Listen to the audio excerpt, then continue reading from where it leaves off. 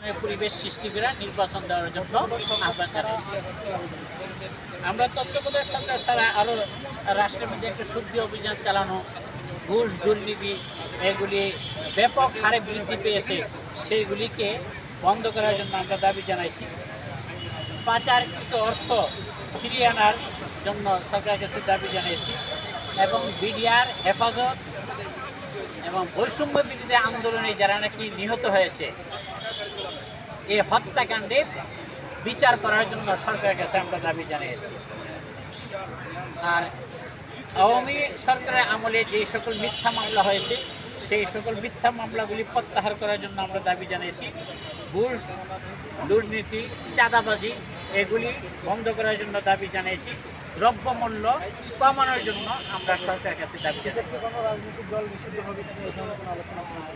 না, এই ধরনের কোনো আলোচনা আমাদের হয়নি।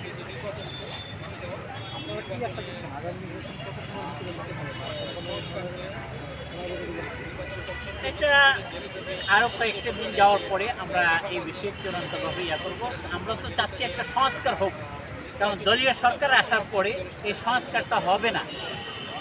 এই অন্তর্বর্তীকালীন সরকারের উপরে জনগণের একটা আস্থা বিশ্বাস আছে, সেক্ষেত্রে এই আস্থা বিশ্বাসটাকে কাজে লাগিয়ে যদি একটা সংস্কার হয়, পরবর্তী সরকার যারা আসবে নির্বাচিত সরকার তাদের পথ চলার জন্য সহজ হবে।